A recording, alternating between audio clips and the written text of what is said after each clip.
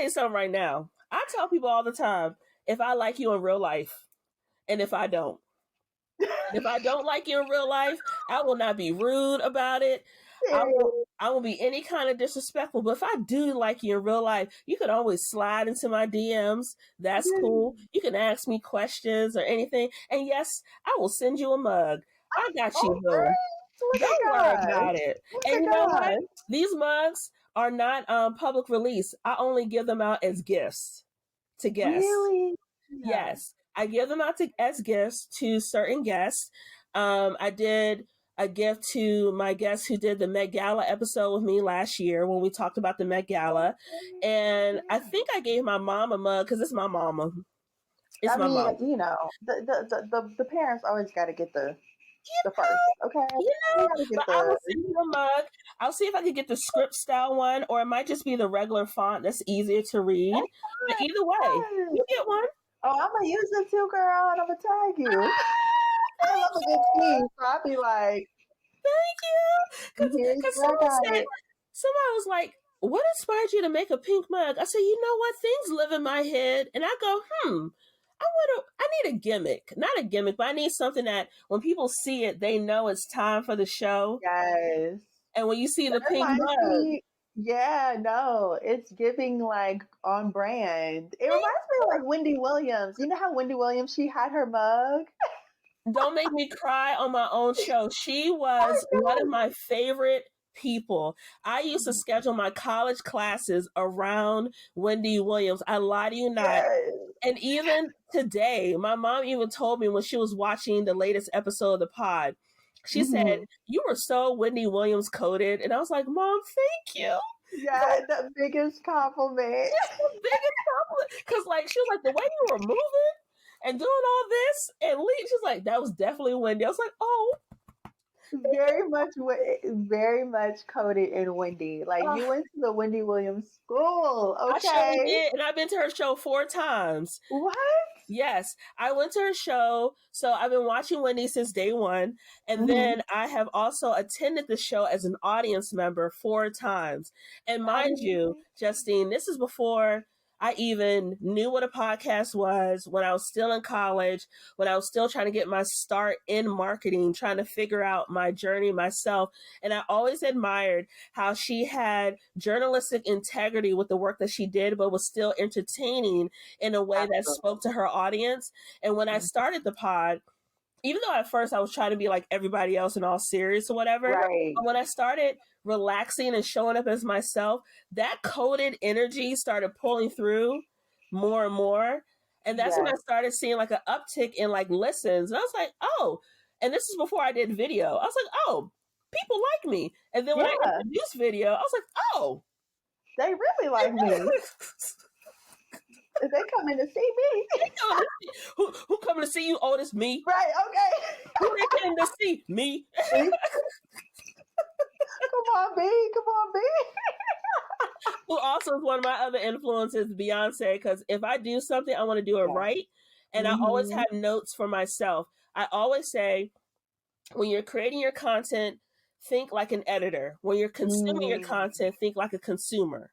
What would you want the consumer to walk away with? How do you want your audience to connect with what you're doing and what you're bringing to the table? That's good. Thank you. Oh, you just made my day. But anyway, girl, because I've been watching you. I'm like, I've been watching you too, sis. Girl, when you walk up with your mug and you're like, you say what? Sometimes you'll be like, I need the beehive to the front of the room. Like, it's just like, it's like the best stuff. And it always catches me. You know, TikTok, they always say, oh, you need a hook. Yeah. I'm telling you, you be coming with them hooks. And I'd be like, what's she talking about? But let's go ahead and read your wonderful resume. And y'all who are watching and listening at home, let me be mindful of this. So as I said in the show introduction before Justine jumped on, I have been following her for quite a while. I am a supporter of her work and I believe in her creativity. So getting to, I guess, virtually meet in real life, I'm super excited because when good people end up being who I think they are in their head, it just brings me so much joy. Yes. It really does. I'm like, yay. So let's go ahead and read your resume. I know it's called a resume. I know. Oh, okay. I was like, what? Okay, I what's like to put a that? little fancy spin on things. So That you did it with that. thank you, You sis. did it with that. I was like, what's that? Resume. Your I like that. resume.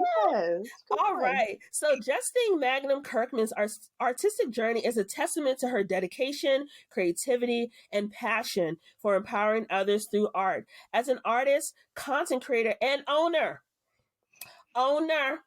Period. Winnie Weston LLC. Her company, by the way, was created at the height of the pandemic, and it was a way to lean back into her creative self and named after her late grandfather, Carl Weston Winfield. She has established herself as a prominent figure, aka that girl, in the illustration industry, particularly with her vibrant and bold colors, trendy patterns, and expressive characters that celebrate diversity and inclusivity. Through collaboration, and this is when we get into the receipts, y'all. Through collaborations with renowned brands like Adobe, L'Oreal, and Ulta Beauty, Justine has been able to showcase her unique style for a wider audience, while her artwork being available at Target and other retailers further solidifies her mission to inspire and empower through creativity. Her commitment to pushing boundaries and promoting a sense of belonging is evident in every piece that she creates, reflecting her unwavering dedication to both her craft and community of over light flex 70K followers Okay. collectively. Okay. Beyond her artistic endeavors as a lifestyle content creator and UGC, that means original content, y'all, if you did not know what UGC is. UGC, Justine collaborates with various brands such as Alibaba.com, Sun Chips, Bath and Body Works, Olipop, Dial, Kind Patches, and more to review products, produce, hauls, and tutorials, showcasing her versatility and influence in the digital sphere. Her ability to connect with her audience through social media, such as lifestyle, beauty vlogs, and share her creative process, like when she taught us how to do curls in an illustration video. You ate Yeah. with that one, sis. Thank you, girl. You're welcome. It invites others to explore their own artistic potential, embodying the essence of resilience and joy in every brushstroke. Justine's impact on the world, and the art world specifically, is profound. To her vibrant illustrations and advocacy for representation, serving as a source of inspiration for many. Her story is one of perseverance and passion, where her colorful creations serve as a reminder of the transformative power of art in changing world for the better. And with that being said, welcome to Coffee with Yvonne. Justine! Hey, everybody. Hey, girl. Hey. Oh, this is going to be so much fun. Getting started with the interview, which we kind of had like a mini interview before the interview, but this is the official start. When did you realize you had a passion for art? Yeah, so I think it started when I was really young. My parents have done such a great job at like just really celebrating the arts. My dad, he plays piano. He played in church. He still plays in church. My mom, she's a writer. And so, yeah, so we've always been surrounded by just creatives. They're creatives, but also creativity. So whether it was the movies, television shows, music, um, books we read, it was just very much centered around the arts. When I was younger, I'll never forget, you know, when you're younger in elementary school, they always say, like, oh, like one day dress up as what you want to be when you grow up. Mm-hmm. And so I dressed up as an artist. I had like my dad's big old, you know, button down Yeah, shirt. yeah. Yeah. And like the rolled up sleeves, trying to look like Bob Ross, the black Bob Ross, Yeah. you know. And so I did that. And yeah, I've always just gravitated to it. I've always loved like just the artists that were back then. So like an Ellis Wilson who did the funeral procession for that was featured in the Cosby Show. Mm-hmm.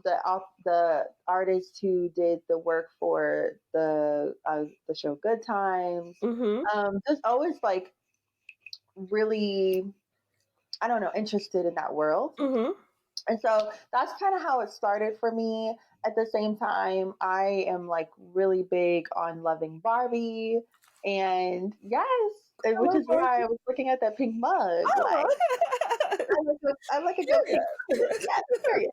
And so, because of that, even Barbie and fashion illustrations and things like that that I would see back then, I really wanted to do eventually when I got older. Or matter of fact, I wish I had it even back then when I was younger. Mm-hmm. Of course, we had Barbies. We had some black Barbies, but it wasn't what it is today.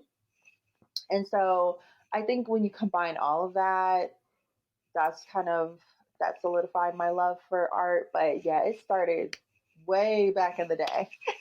And I love that you say that because like it's a similar story for me as well because my mom is a creative by nature. I call her the Black Martha Stewart. She Oh yes. I lie to you not, Justine. My mom, funny story. When I was little, she saw this nightstand by a dumpster. This nightstand looked like it'd been through hell and back, right? My mom looked Mhm. at it and said, "Oh, I could redo that nightstand." I was like, "What you gonna do to this nightstand?" Right. Okay. And On the side of so the road. right. And so she like took it and she like stripped it, sanded it down, and then she took porcelain and broke it into pieces and made it into like a top overlay. That's how creative my mother is, on top of the fact that she crochets. You telling that story, I just love how for Black creatives, when we're allowed to fully lean into who we are and it's accepted, because like sometimes we're seeing our creativity as a hobby and not Right. a career journey. And you Right. find so many folks who had a natural gift but were told to do something that was more traditional, and Mm. now they're looking at people like you and I whose parents foster their creativity and allow them to be a little weird and a little Yes. quirky and use their imagination, and now it's paying off because we were able to be our true selves and show up as our Yep. true selves. So for you, how did you transition from creating art as a passion to now making it a business? Tell me a bit more about that. Yeah, sure. And just to speak to what you said before, that is so important. Sometimes I'll have mothers say to me, like, oh, my daughter's into art. How can I help to, foster that love that she has? And I always tell them, just invest in her. Like, Mhm. whether you are getting the sketchbook for her or the paintbrush, or whether you're just supporting her and just speaking life into her dreams, like that's the best way to do it. And that's exactly what my parents did, and I know your mom did. So it is such a blessing when you have parents who just let you be your authentic self, and give you the space to like figure that out. So it's actually funny because in 2016, I well, yeah, 2016, I had just moved back from New York. I was working at Essence Magazine at the time. Oh, I love Yes, Essence. yes, I was in New York. I was working at Essence, and then I always knew that I did want to eventually get my master's in something, and I Hmm. thought it would be best to get it where I'm from, so in the DMV area. Hey, hey, hey, hey. Wait, which DMV are you? Are you D, M, or V? Which one are you? I'm in the V. Okay, I'm in the I'm in the M. V. It's Okay, okay. It's okay. okay. It's okay. Yeah. I'm a PG County girly, so Okay, perfect. People hate to hate on. They love to hate on the V and the M. I swear, I know like they do. they every time you tell them, "Oh, I can have an event on my house," and they're like, "Oh, where?" The V. No, they have to love you to come out. So They do. like, Now, I ain't gonna cap you though, Justine. I ain't gonna cap you. It depends on where in the V you located, because if you're in the that's V true. past like a Tyson's, we gotta talk. That's true. Well, I am from like born in Fairfax, Okay. raised in Manassas slash Woodbridge. So you on the cusp. You I'm on the you cusp, on the cusp. but for a long time I did live in Arlington and Alexandria Okay. before we moved to Georgia. So I'm still up in there. But you a DMV girly though, so you Yes, understand. Okay, we protect at all period. costs. We do, we do, we do. So it's funny when I moved back, I like started painting, because I was looking for a job. Hmm. Also trying to figure out what school I wanted to go to get my master's, and um, And I was telling my friends, like, man, I think I'm going to open up an Etsy shop and name it Liz and Doris off of my two grandmothers. And then life happened. I went to school and eventually found myself working in PR at Edelman. And then eventually I found myself, being a recruiter at the Atlantic. And so, yes, I've had 9 lives, child. Girl, but the background is giving, though. It's giving. I've had 9 lives. I Oh, swear. wow. I've had 9 lives. Like, what the world? So, my boyfriend at the time, my husband now, I remember when I was working as a talent recruiter and I was telling him, like, man, I just feel like I'm just like a corporate girl. Like, I don't know, I just feel like the creativity just kind of sucked out of me. Mm-hmm. And he was like, well, just do what you want to do, like, paint and draw. So he got me a sketchbook. One of the gifts for my Valentine's was a sketchbook. And from there, it helped me to get back into being creative, doing what I love, experimenting. And from there, I decided to hold myself accountable, start an Instagram page just for Winnie Weston. Because, when you start to do like post online and you tell people your plans, Mm-hmm. people really will hold you to it and be like, what about that shop you said that you want to open? And so fast forward, I end up selling it, and I don't know why I did it. I guess in that moment, I started to make money through working with brands. Mm-hmm. And then people were reaching out to me and saying, oh my gosh, I want to buy this print, that print. Do you have it available? And so that was my way of like, okay, I had talked about creating an Etsy shop back in 2016. Mm-hmm. And now I'm here in 2020 and people are legit asking me for my work. I need to, have my own shop. Mm-hmm. And I changed the name from Liz and Doris to Winnie Weston because my grandfather had passed away in 2020. And so I wanted to do it in honor of him. Mm-hmm. So that's kind of how it happened. An interesting path. Like your own path, yeah. Yes, it truly was. It truly was. I love that because it shows that the intent was always there. And shout out to your husband for supporting your creative journey, because people don't talk about it a lot, but as creatives, our family and our partners or our spouses are also very important in how we get to lean into our creativity, right? Whether it's telling us the truth in terms of our ideas, like whether it's something that we can actually make money off of, or babe, I just need you to. Okay. Okay. And I love the fact that you mentioned that initially when you started, you held yourself accountable because others will hold you accountable. And then that turned into you selling your art.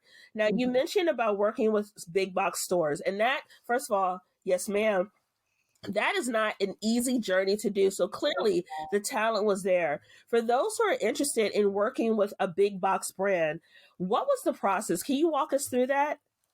Yeah, sure. So, and that's a great question. And sometimes I feel like my answer is like not.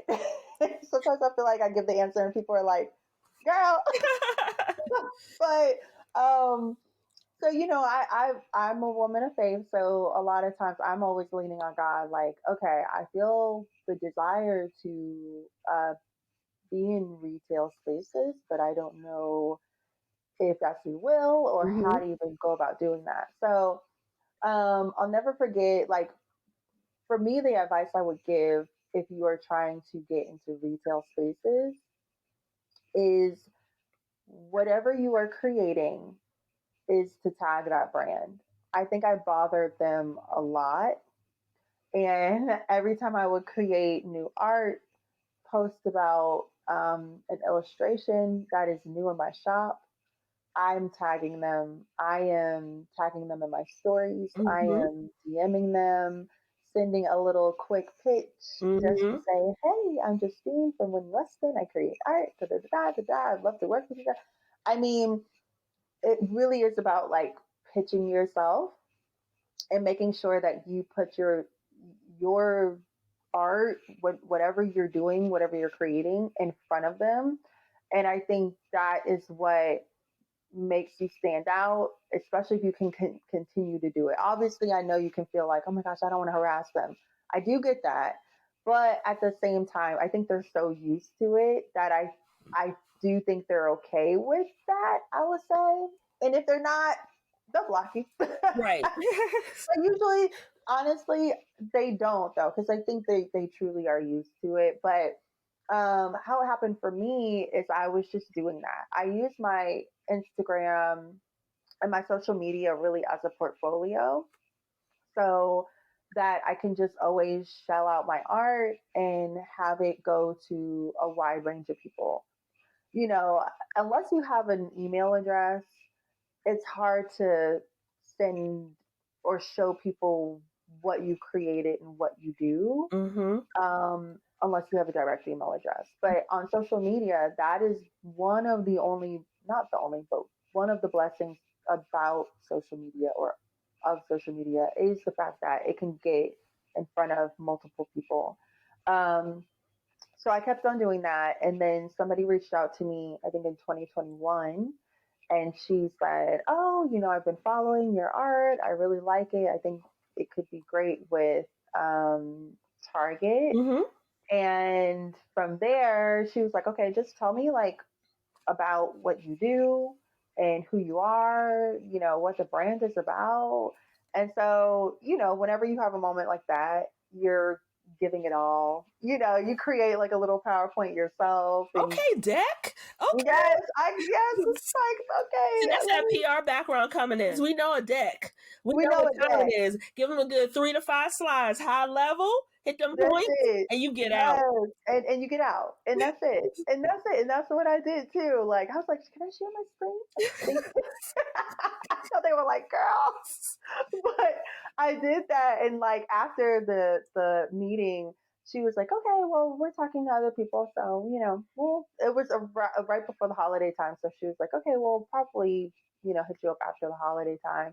But after that meeting, I emailed her, did a follow up, sent my media kit, sent a lookbook of like all the products I had. Gotta work. Like, Work. go mess with me. Come on now. Come on, close the loop. Go ahead. Okay. Okay. You gotta. Mm-hmm. Don't mess with me. Yeah. So eventually, like right before Christmas, she emailed me and said, "Okay, like we're gonna do a collection with you." Da da da da. And honestly, that's how it happened. So I always tell people, I get not wanting to share your creativity and your gifts because it's scary, right? There are some people who talk trash about what you do, and then there are people who love you.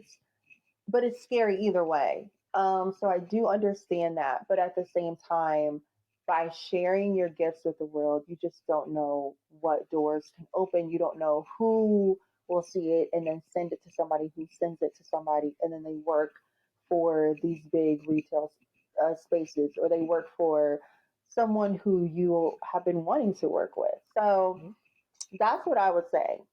It helps. Like what you do with you having your own podcast. It's like I know it probably was scary for you to start it. Yeah. But you never know who will see it. Like an Issa Rae could get a hold of your podcast and be like, "Hi, okay, sign her to Hooray Media."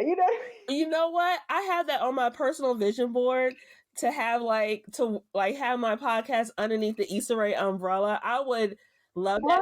Or even like have my podcast underneath the Kevin on Stage umbrella, because I admire both of them for their creativity, and they understand the creative process from the ground up.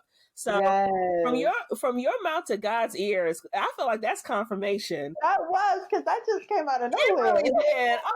Okay, confirmation. Okay, touch and agree. All right. That came out collection plate at? What a collection plate. Take a step back. I'm so corporate at this point. Who have I become? But let's take a step back. I love the fact that you were intentional about putting yourself in front of those you wanted to collaborate with. And to your point, you are right. It is nerve-wracking to promote your work, whether it's art, whether it's a podcast, whether it's content on these social channels, because you can't see your audience. You just see a number. And that number tells you how many people have engaged with it, if they liked it, and if they did not like it at all. And sometimes that number can be a bit disheartening because you're like, oh, I only got 200 views, but then you have to put into context. If you were in a room with 200 people, that's a lot of people, right? That's a lot of people. And then when you got the chance to pitch yourself to these big box brands, you came correct. So a pitch deck, for those who are unfamiliar in the marketing and PR space, a pitch deck is essentially a visual resume outlining highlights of your work. So you'll have a title slide, and please, for the love of crying out loud, use a professional picture. Yeah. For these title slides. Don't use your Instagram picture that is overly filtered. We can tell instantly when you just pulled it from your Instagram. Yes. We blow it up on our big screen and we're looking at your deck. It is super pixelated and all the things. And having things like an About Me page that has your picture, essentially a professional picture, your truncated bio. So it should be about 3 to 5 sentences at the most to keep their attention. And then the next one are key highlights of your work. This is when you pull out your best stuff, y'all.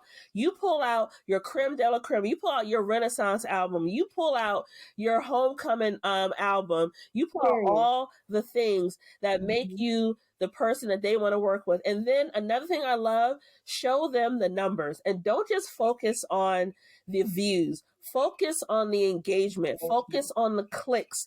Focus on how people are connecting with your work. Pull out some of those key comments when people are discussing your work on those social spaces as a highlight section next to that content or that piece that you're choosing to highlight. And then finally, in the last part of the deck, tell them how you can work with them.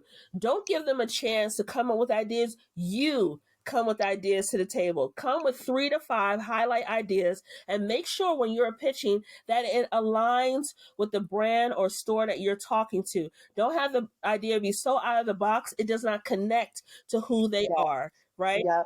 And then at the end of this deck, you finally have the closing area where you have your key socials. Your key socials are where you're active the most. Don't pull up that new account you still building. No. This is not the time to promote your new account. Promote the accounts where you have the most historical knowledge about your work, where they can see the evolution, where they can see the growth, where you have the strongest engagement there. And don't focus on the engagement in terms of, I only have 500 followers. But if you have those 500 followers, and every time you post, you're getting at least 300 to 500 views on your videos, you have a highly engaged audience. Focus on that and make sure it is clean. That's when we use Canva. That's when we're using Adobe. That's when we're using PowerPoint. If you cannot use those platforms, go back to PowerPoint. And when you're following up in that follow-up email like Justine did, include that deck again. Because they may have missed key information. And when they're talking about you in the follow-up, because we are talking about y'all, just FYI. Okay. Those meetings, if you see us looking to the side a little bit, we're in Slack and we're in Teams and we're sending notes about our favorites. We're making notes about our favorites. Because essentially by the time you get to that meeting, Justine, we've already made up our mind who we want to work with. And we just have a hit list of who the finalists are. And from that hit list, we want to pull out maybe 3 to 5 people who are going to make the final cut. So your job when you go into that meeting, creatives who are listening and watching the podcast, come prepared, come engaged, and come with your receipts. And make sure when you come with your receipts, it looks professional. Have someone look over your work before you present it. You need to do, honestly, at least 3 to 4 versions of your deck before you have a final version. Do not present the first version and go with it. Take time, at least 2 weeks before your interview, do your homework about the business, do your homework about any other collaborations, and make sure to tie that engagement in there with anything that you pitch to them and how you talk to them about how you can bring your audience to their store. Okay, I didn't mean to go into like a full... No, you went into professor. I might just be sticking a lot of things into existence because... she is manifesting those things down the line. Thought leadership, speaking engagements. Hence why the podcast does exist. It is my proof of performance that I could do something like this. Yes, exactly. Let's talk about things like licensing. And if you can explain what licensing is, if you don't mind, and what does it mean to license your work? And also, would you recommend this to other artists who are looking to expand their reach outside of maybe like their Etsy shop, to work with like bigger businesses who may want to purchase their artwork to use for their individual collections? For art licensing, that is where a brand might come to you and they'll either say, "Hey, I like what you've already created. I just want you to kind of change it a little bit for us." Or they might say to you, "Hey, I want you to create something brand new for us," right? So for one brand I've had where they said, "Hey, we like that you've done this already. Can you just recreate that?"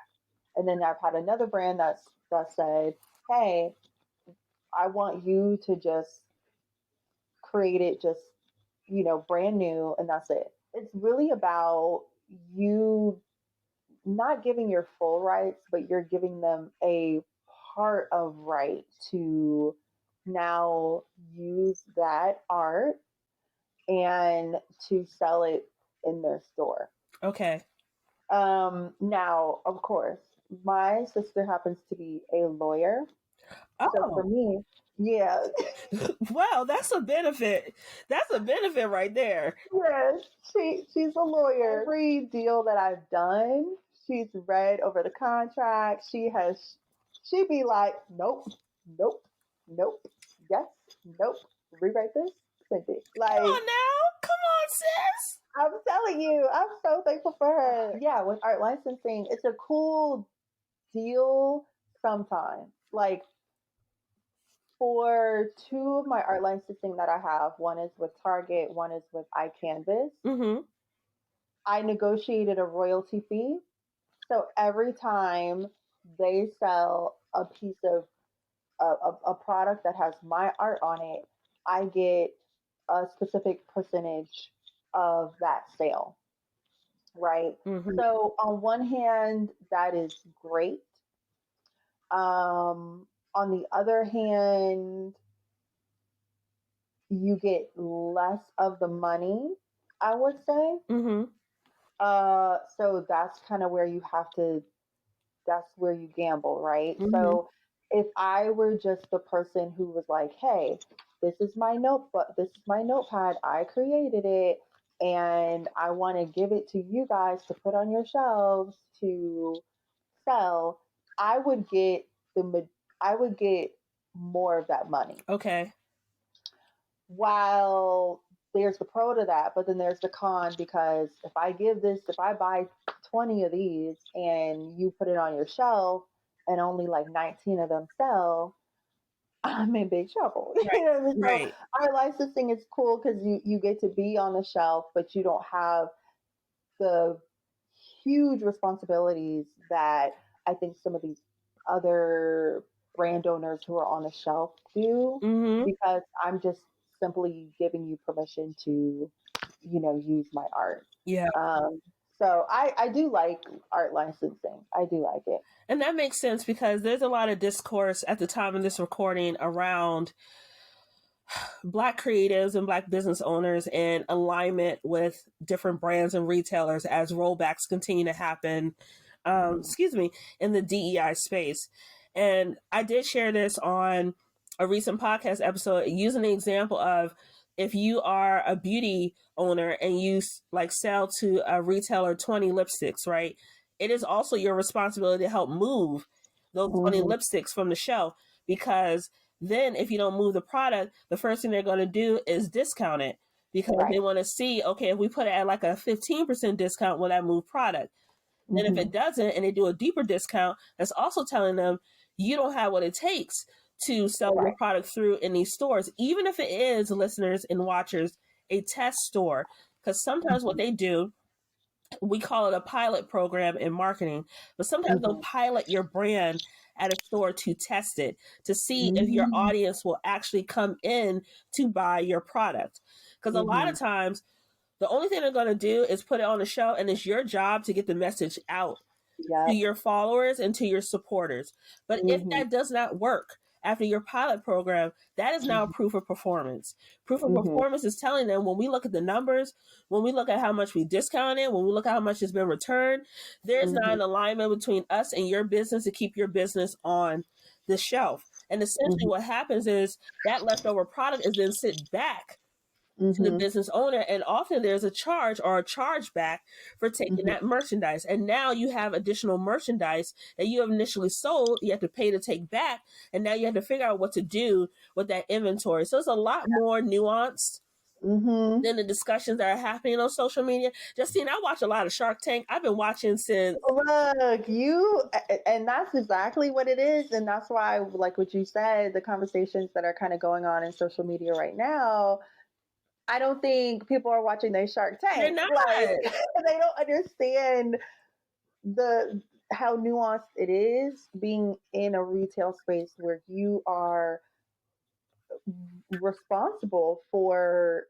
your product. Like, that is, I think maybe people are thinking about it as if it's more like art licensing, Right. or like you're just putting your name to it. And for me, sure, I have a dog in the fight, because if the product doesn't sell, I don't get a royalty, check from it. Right. But if it doesn't sell, that's a negative for y'all. Right. I don't, what I'm saying? I just don't get anything, but it's a negative for you guys, because now you have to figure out what you're going to do with that product. That's extra. While for these other brands that are 100% responsible, yeah, it's a different story. And I wish people don't understand the nuances of it. No, You could tell. and I think also too, as a creative, sometimes that's what we're missing from the conversation when it comes to black and brown creatives, right? We love to dive so much into living in our art and our creativity. We don't take time to actually learn the business side of things. And that's where a lot of us get messed up, to tell you the truth. Because while someone may say, in order for you to scale and grow, you got to do this, this, this, and this, while that formula may have worked for you, right, that formula may not work for someone else. Me, while I've owned Pink Dollhouse for officially, it'll be 8 years this April, I have grown slowly on purpose, because I am learning myself. I am learning what to do, what not to do. And I just recently became trademark this past month. So thank you. So Pink Dollhouse is like my baby. And anything that falls under that umbrella due to my trademark, including this podcast, is protected. But I learn the importance of protecting my work, because I listened, I learned, and I studied what was best for me. So essentially, by you doing what was best for you and giving that example, it makes sense why you have found success in this field, because you're doing it your way. Exactly. You have to, because like what you said, I do think, especially around that 2020 time where everyone was just at home and was like, let me just go and get an LLC. And let me just, and not saying that that's a bad thing. I mean, I was one of them who did it. But you actually use yours. Right. I actually used mine. And then also, like, there's more to it than just, all right, I'm just going to quit quit a 9 to 5 and do this. There's a lot to it. And scaling, it's easy for people who are not in business to say, oh my God, well, you should be selling this, you should be doing this, you should do that. It's so easy for them to say that. But in reality, when you are the person, I mean, you are gambling a lot when it comes to scaling too fast and not doing proper research, getting yourself kind of into predicaments that you're like, ooh, I didn't realize that I would be the sole responsible person. Hold on. So I did it my way for sure. And thankfully God also was like, girl, you ain't there yet. I think he was like, you not there yet. You love Tabitha too. I love Tabitha too. You not Tabitha. And I'm like, you right. 'Cause, I was like, I'm not there yet, but I am happy with how I have grown, and obviously I'm still growing. I've only been an entrepreneur for like 5 years. So, But you know, those are 5 years that you've been putting in the work, though. yes, it's definitely been 5 years of work, 5 years of pitching, 5 years of growth, Mm-hmm. but I'm definitely still growing for sure. And I love that you talked about that. And so when it comes for those who are solopreneurs or may have a small team, right? Can you share some of the tools that you use for things like managing your finances or maybe working with like, different clients who want to hire you to like, do arts or like your workflow systems? Like, what do you use to keep yourself organized? Yeah, that's a good note. As far as accounting, I do have an accountant, so thankful for her.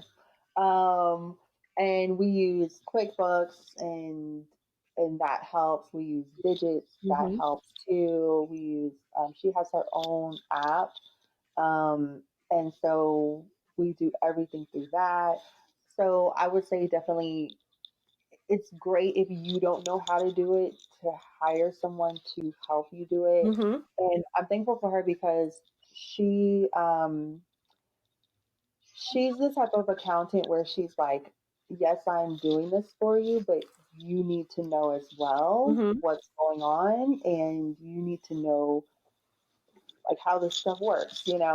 Um, and so I think that's important that if you really genuinely don't know how to do something, to ask for help.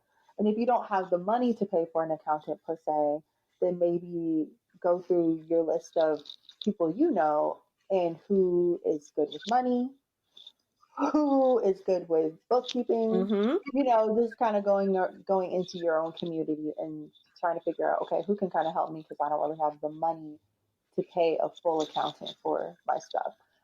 So we use that for the accounting side and bookkeeping side. As far as me staying organized with my stuff, Mm-hmm. um, I definitely use a lot of Google. So Google Drive, yes, Google Calendar, like Google Tasks, like Yes. it's a lot of that. I feel like whenever I try to download, of course I do everything on my iPad. I draw on my iPad, and so I don't know why, but when I download organizers on my iPad Mm-hmm. to write things out and keep me organized, I just never. Eventually, I stop opening up those apps Mm-hmm. and I go back to old school where I am putting it in my calendar, where I'm writing it down physically as a to do list with Mm-hmm. pen to paper. Um, and that helps me. I don't know why I can't, I don't know why in my mind I just don't think to open up the app that's on my iPad to do that. I don't know, but for me it helps to just write it in a notebook and just it's a better system for me. So that's pretty much how I stay organized. Um, I do use Notion sometimes. That also helps with organization. But then sometimes with Notion, I feel like it's very similar to Google products. Uh-huh. So I'm kind of like, oh, it's kind of the same thing, but it's a little different. Notion's probably a little bit better, but I use stuff like that to kind of keep me organized because I have the art side of my business, but Mm-hmm. then I also have the content creation side of it, and that does need a lot of organization, a lot of organizing when it comes to planning out the YouTubes, planning out content for brands that are not connected necessarily to my art.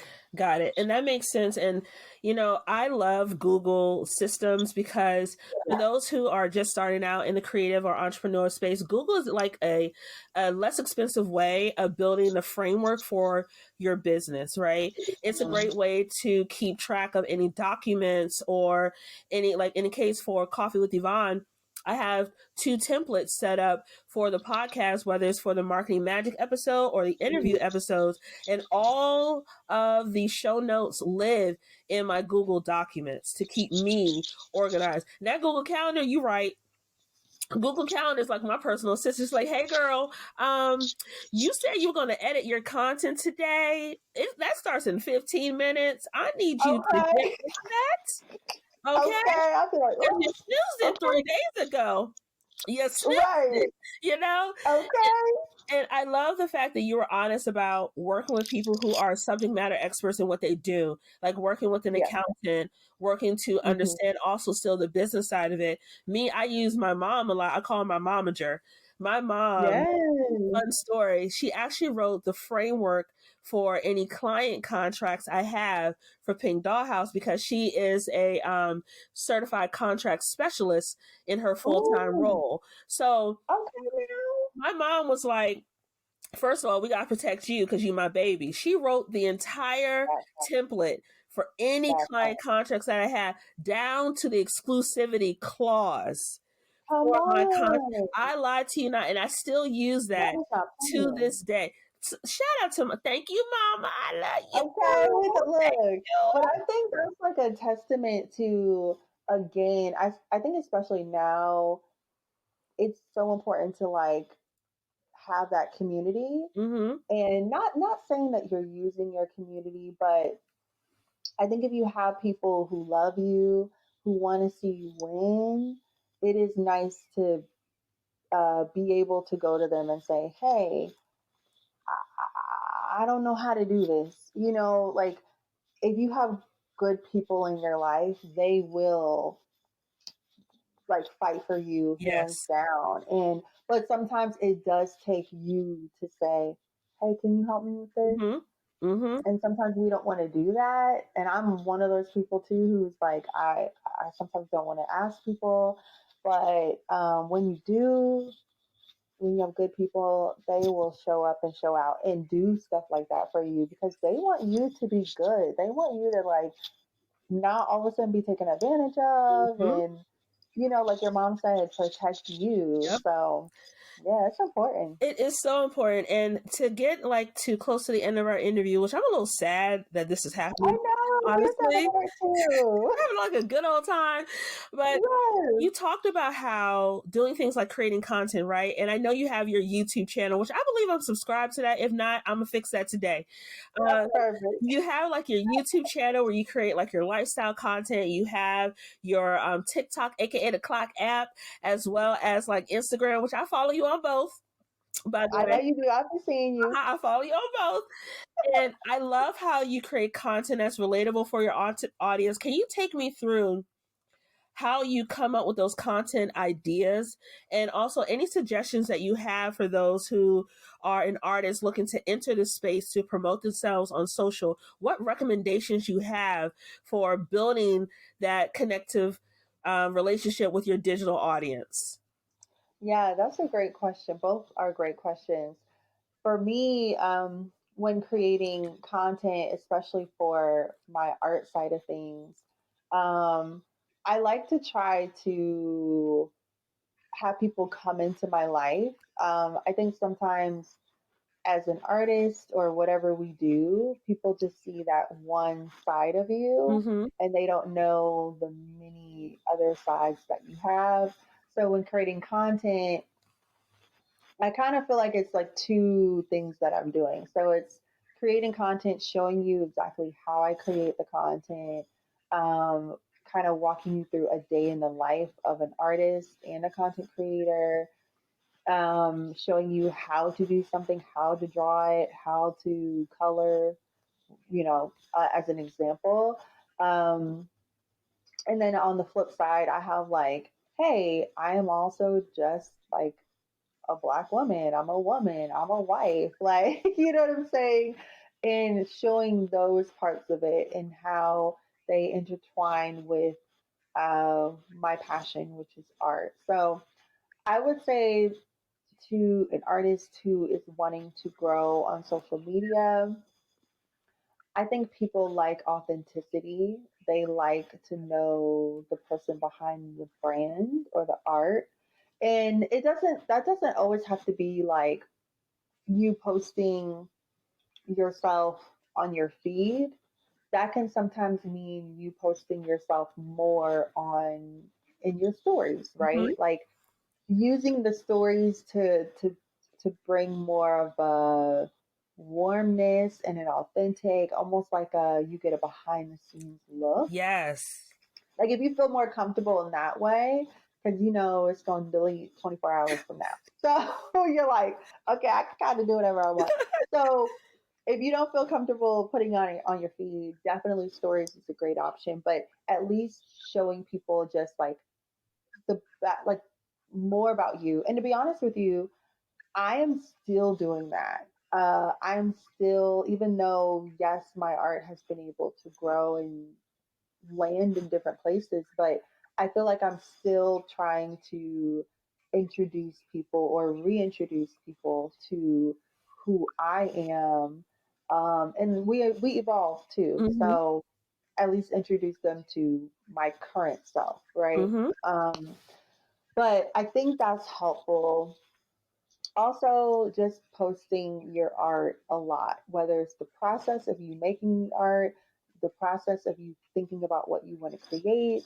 I think people are interested in, wow, how did she get, like, how did she create that? Mm-hmm. Or how did she think of that? Or why did she, what was the inspiration behind that? I think that helps as well. Yeah, and I like how you were breaking down the different channels because I think sometimes we get caught up on the channels themselves and Yeah, think that okay, if I show up this way in this channel, I have to show up this way all the time. Like you right. said, your content can evolve. Who I Mhm. started out with when I took that overfilter selfie when Instagram first launched back in the back day, I think it was like 2017, 2015, whatever, is not the same Yvonne Totally I different. am now. First of all, when I look at that selfie now, I was like, girl, first, why were you doing that bouffant? That was wrong. You shouldn't have done that. But keeping that in mind too, when I'm creating my channel similar to you, I make sure Yvonne on my personal page is Yvonne on that Right. page. But when I shift over to Pink Dollhouse on Hmm. Instagram, there's a different voice. It's more business Right. centered, right? Right. And even on my personal page, I do leverage my stories a lot more to give people a more sneak peek of my day to day life. Sidebar, Justine, people love seeing my mama pop up on my stories. I I love seeing her too. highest engagement when my mama pop. I said, watch, it's gonna get a whole bunch of views. They're I'm gonna be like, telling hey you. mama. But then when it's just me, they're like, hey, so where's your mom? Is she coming back? And by doing like using my stories, I started to, I think when I started traveling more for work, I was like, I'm not going to bore people with like a bunch of day to day recaps on my feed. Let me talk to them Right. through my stories. And people started loving following along, seeing the behind the Hmm. scenes of my day to day life when I'm on work travel Yes. and seeing me do Hmm. my thing in those spaces, Yes. to the point now when they see a plane in any of my stories, they're like, oh, Where you where we going going? now? What Where we we, going is now? this We a flying. vacation? We get flew out. Right. Is this Right. a work trip? What we doing here? Right. And where mama at? Is she with you? And the one time, I lie to you not, I think we were in, where were we? Where was mom and I? I think we were in Rome a couple years Mm. ago for a Hmm. family trip. And I forgot to post one day on my stories. I got so many DMs. So did we leave? Are we still in Rome? Where's They following right? They're like, you. where's our content? You ended with dinner. It's breakfast right now. Like, what's going on? I'm like, What's going? Did y'all visit the statues? yeah, like What's going what are we on? doing? And I said to my mom, I was like, Mom, I gotta sit down. She's like, why? I said, I gotta post on my stories because they're a little upset that it's day 3 of our trip and they only got day 1 through 2. So, so give me a They minute. like, Like she said, oh, okay. And that really has opened up me a lot more to showing up as my authentic self. Because before, right. I had such anxiety around Hmm. social media and showing up as my full self because I didn't know if Right. people would accept that side of me. And by talking more authentically, like you mentioned on my platforms, it actually increased my engagement where people, even on the street, and this has happened before, will walk up to me and say, I know you. And like, okay. They're like, I follow you on TikTok. I'm like, wow, that's weird, but thank you so Okay, much. girl. Right. Right. Right. And it allows for me to, like what we're doing, connect with my digital audiences in an authentic way. And I just love what you're doing, because while you said, I think you said in a recent post that you don't get the same engagement on Instagram when you show more your personal side. I think you said something like that, that you do on TikTok. Just know your audience on TikTok and the audience you're building on YouTube do love that side of you. We love seeing Justine. I love the trips. I love the road trips.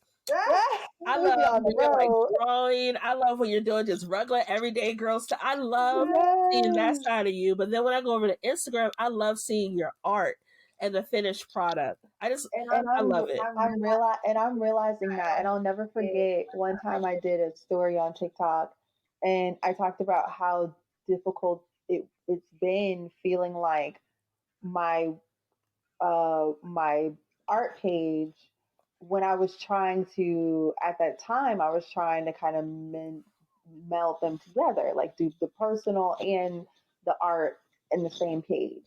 And I'll never forget, I was talking about the frustrations of like, oh, my numbers are going down, da da da. And I'll never forget, you were like, well, number one, people will find you. Like, sometimes you got to lose to get people who are exactly who want to see your content, right? Mm-hmm. And then you said, but however, you can also just do it on your personal page. And I had kind of been asking my husband and a friend of mine and different people in my life, like, okay, do you think I should create another page? Do you think I should use my old page? Like, because I think people just want to see the art, and I do understand that. Mm-hmm. At first I was upset, but now I do get like, yeah, sometimes you just want to see the art. I don't really care about what you're cooking today. Right. Like, and so when you said that, and then talking to the other people in my life, I was like, okay, you know what? I'll go back to doing just my art on my art page and utilizing my stories to kind of give the behind the scenes of me a little bit, Mm-hmm. but really utilizing my personal page for my content. Yes.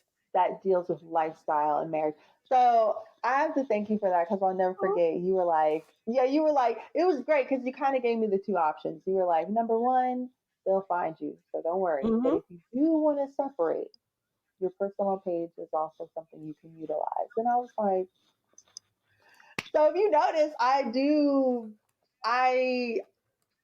I've stopped posting like my lifestyle content on my art page. Mm-hmm. And I do notice, because I notice the people I follow intentionally, and I follow you intentionally, because I just love your artwork so much, but I like you as a person, so I follow you on all the things. Right. And I just love the fact that even though art is the intent for the one page, I still feel your personality through your art.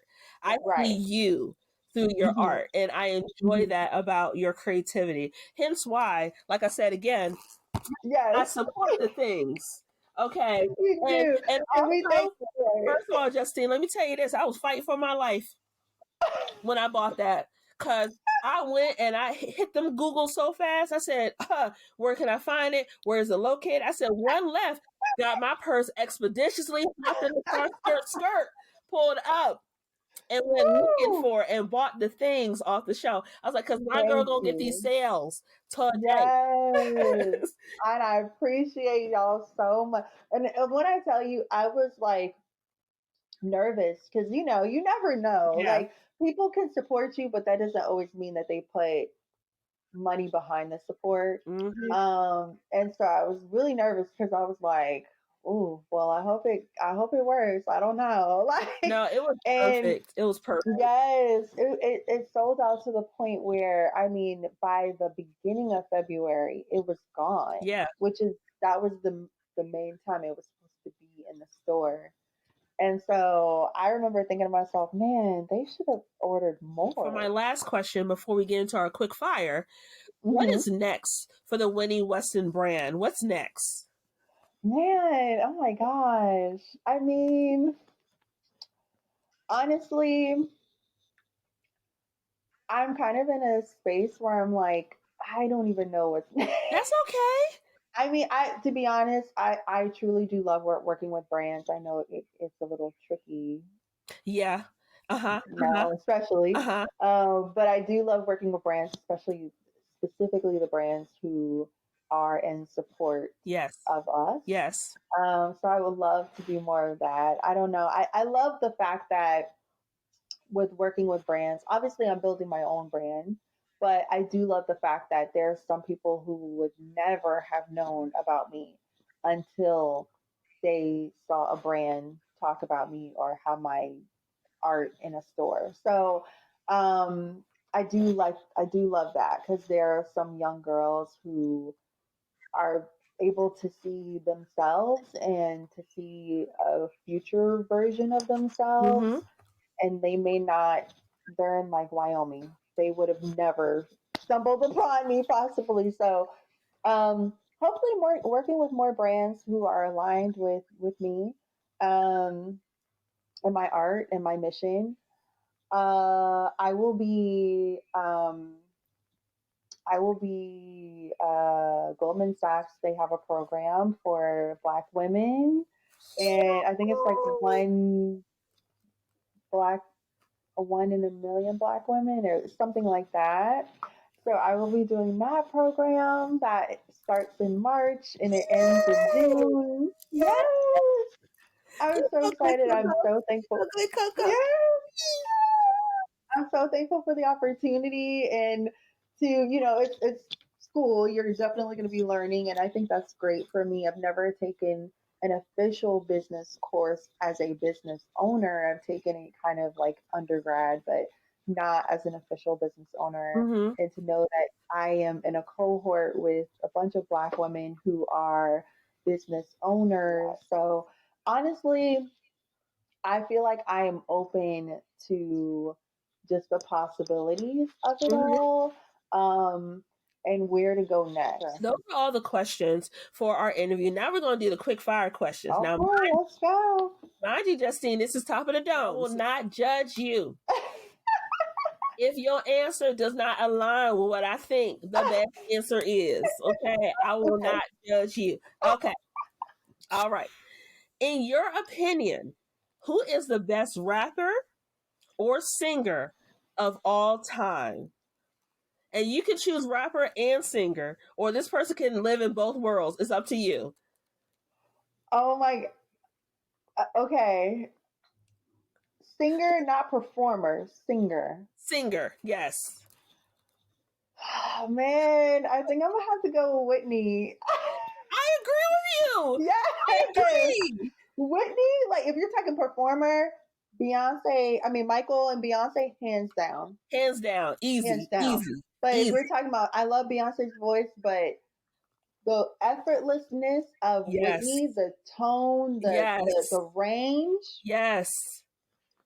Wait, let me ask this follow-up question. What is your favorite Whitney song? I have mine. What's yours? Mine is You Give Good Love. Okay. Yeah, that's my song. I love that song. Okay. Mine is Dance with Somebody.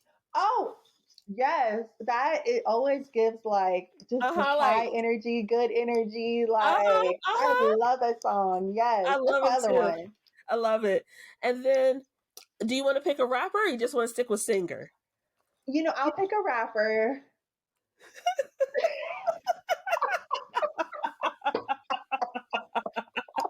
Okay. Oh my god. Okay. I probably would say for me. For you. For me. Okay. I probably would say Jay-Z. I don't know. I have a lot of his stuff and it just feels so good. Period. Okay. Okay. I agree. Okay. I agree. Yes. It's like he just really, it's cute stuff, but then it's like it's a good mix. You know what I mean? First of all, Jay-Z was the one who told me a long time ago, I'm not a businessman, I'm a business man. And that, when I tell you, I sat in my own stuff, I said, hold up now. Okay. Let me really think about that. You're right. Because I'm not a businessman or businesswoman. I'm a business, man. Okay. And that quote sticks with me every time because you got to think about the business side of it. Yep. So I agree with you. Yeah. Okay. Next question. you discovered you have magic powers. You're on your Harry Potter-ish, right? You woke up, got your letter to Hogwarts. The owl done came through the window. Your mama asking who this owl and who these people, right? What powers do you have? Oh my gosh.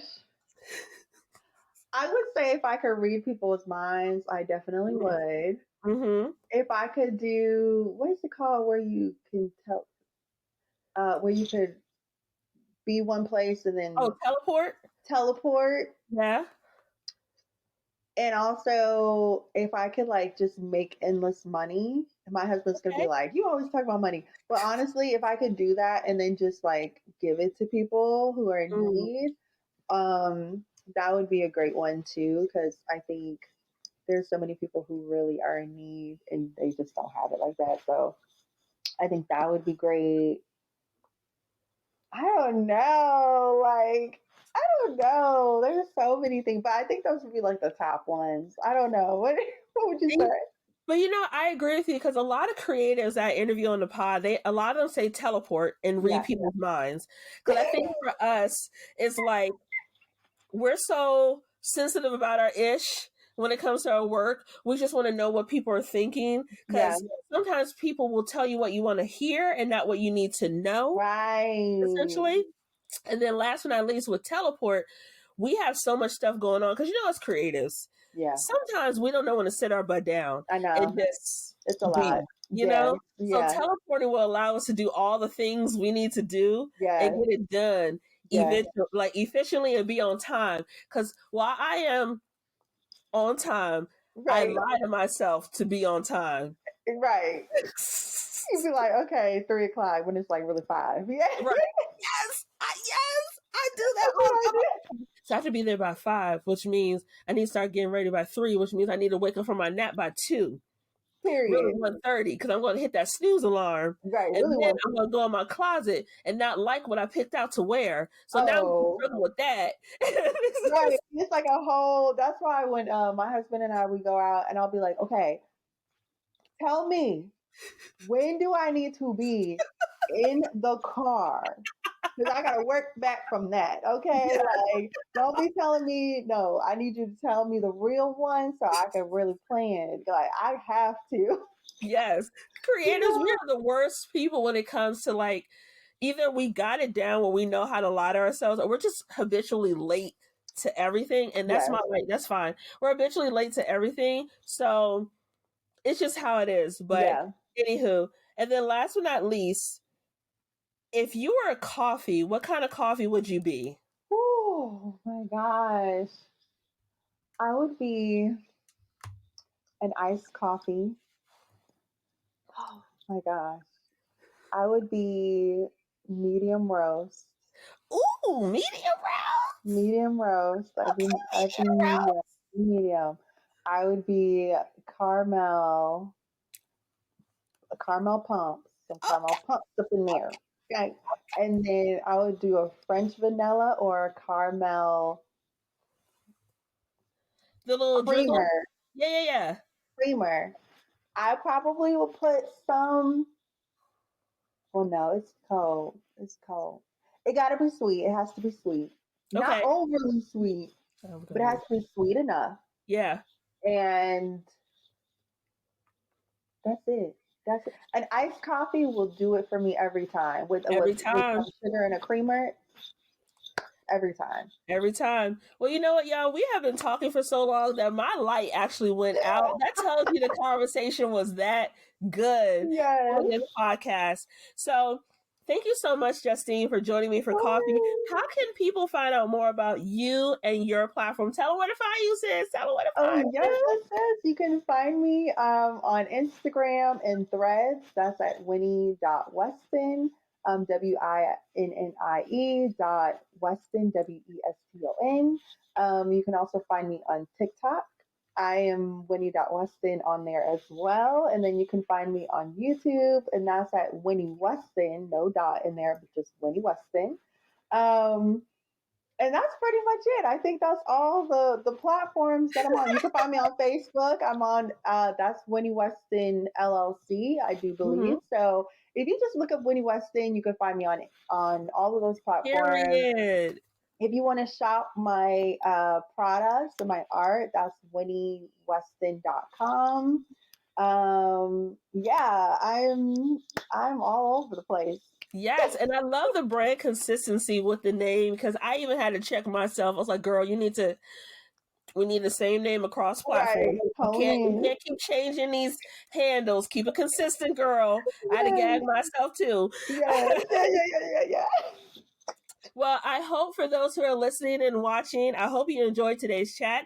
Don't forget to follow Coffee with Yvonne on IG and Threads at Coffee with Yvonne. You can sign up for my newsletter on Substack to get personalized audio and video content, Coffee with Yvonne podcast episodes, and marketing breakdowns for your favorite campaigns by visiting the show notes. For my personal account, you can find me on IG and TikTok, aka the Clock app, also on Fanbase at Yvonne_creative marketer. Then finally, my last thing for social media promotion, to learn more about me and my business, go ahead and visit pinkdollhousemarketing.com.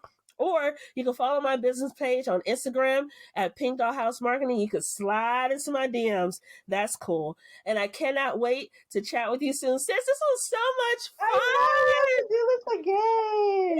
fun. We have to do it again. And when you're in town next time, hit me up. Let me know. I We will. can I'll go for real definitely hit coffee. you up. Yes, we will I get some like you in coffee. real life. All Amen. right. I can't wait to chat with you soon. Okay, bye. Coffee with Yvonne is produced and edited by Yvonne Pearson. Coffee with Yvonne is created by Pink Doll House Marketing. You can catch the latest episodes by subscribing to Apple Podcasts or wherever you get your podcasts.